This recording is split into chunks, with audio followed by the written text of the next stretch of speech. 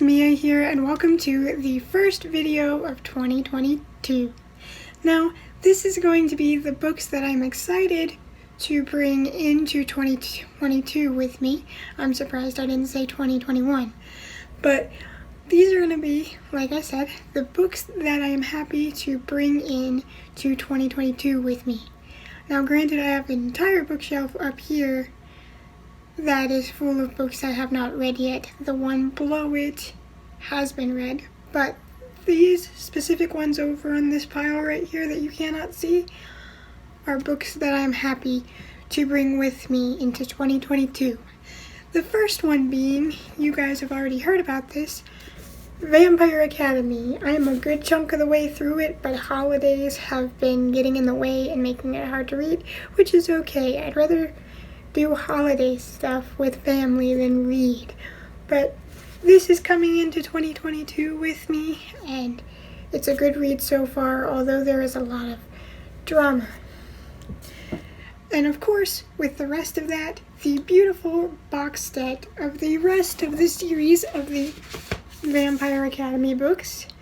I still think this is one of the most beautiful box sets I have ever gotten from a book box set.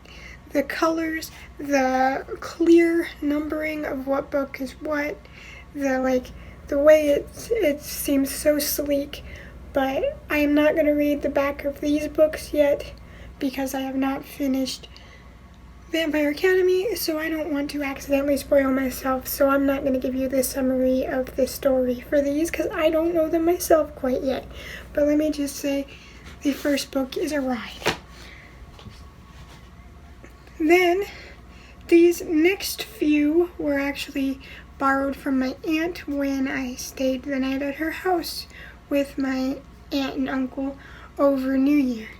And that is Raptor Red, and if you look at it, there's a holographic dinosaur on the front, which I was playing with when she handed it to me. But my aunt said that this was really good. She's read it 4 times already, and it was just a great story. And so I am going to be reading this one sometime soon. And then along with Raptor Red, she also gave me World of Mouse, which is one of James Patterson's more children-oriented stories, which, being someone that likes crime shows and forensic files and stuff like that, I do not enjoy James Patterson's books very much because he tends to go way overboard in the gory details so that you get a picture of the crimes taking place and all of that. And so there was one time I was actually reading one of his books in church because we were having a dinner and the church was having a rummage sale type thing. So I had gotten the book, so I was like, oh, everybody's talking and I'm not part of the conversation, so I'm just gonna read.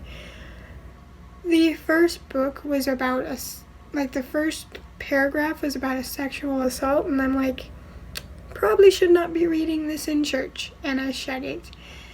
And I get that you want your readers to see the scene, but there's just some stuff you could describe in a little less detail. But I've read his book called A Letter to Jennifer, or Letters to Jennifer.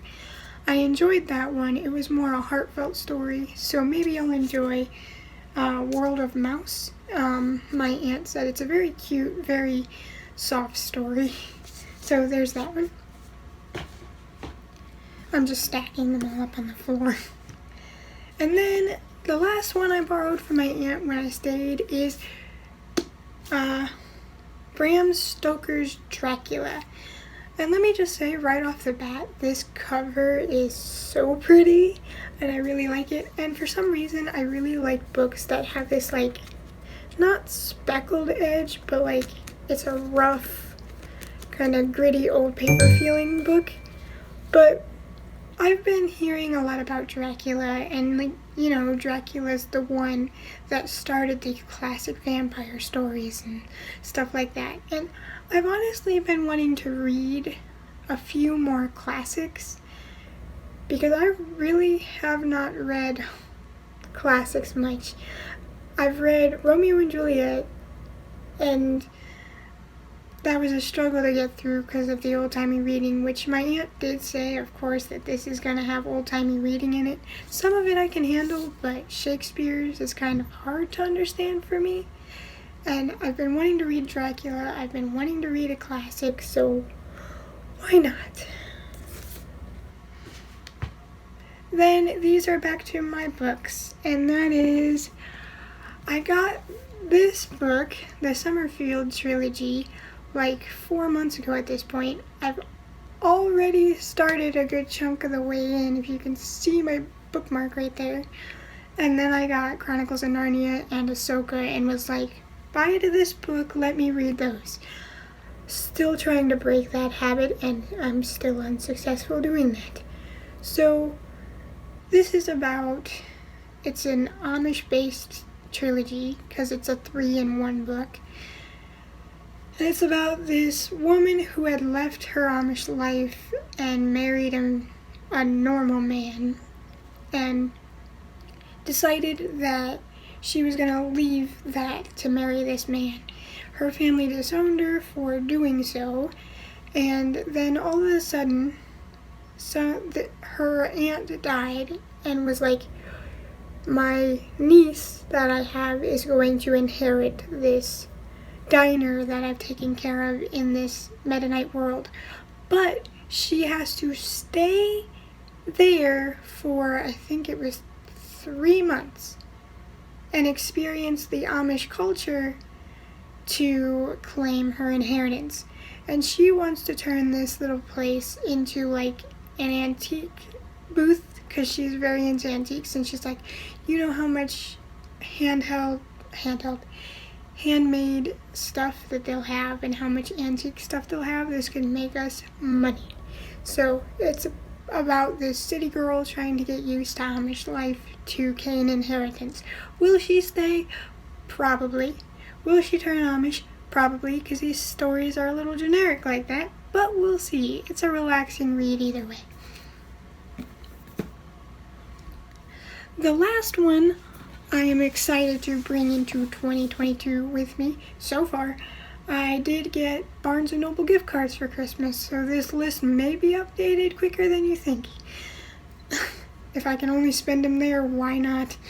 But the next one is Gone for Good, and this is about a murder that was committed, and the one responsible for it just disappeared off the face of the planet, and 14 years later they are trying to once again find this murderer and put him to his sentence for his crimes, and how he suddenly shows back up and dealing with that. That's just a summary of what I know about from the back of the book, but as I mentioned just a minute ago in this video, I like crime stuff, so this has been waiting to be read. I just keep getting other books that I've wanted to read after that. Now, that is it for right now. As I said, I have a whole bookshelf full of books that I have not read. Those right there that I showed you were just the ones that I'm excited to bring along with me. Some of those over on that shelf might get unhauled to make room for the new books I get with the gift card, which reminds me, when those come in, I might do a bookish unboxing. If you guys would be up to see that, that would be fun. I don't really order things online much, so I don't usually do unboxings because I'm not much of an online shopper. So if you guys will enjoy that, let me know. And I hope you guys have a happy new year, since I didn't say that on the actual new year, and I hope to see you guys next time. Bye guys.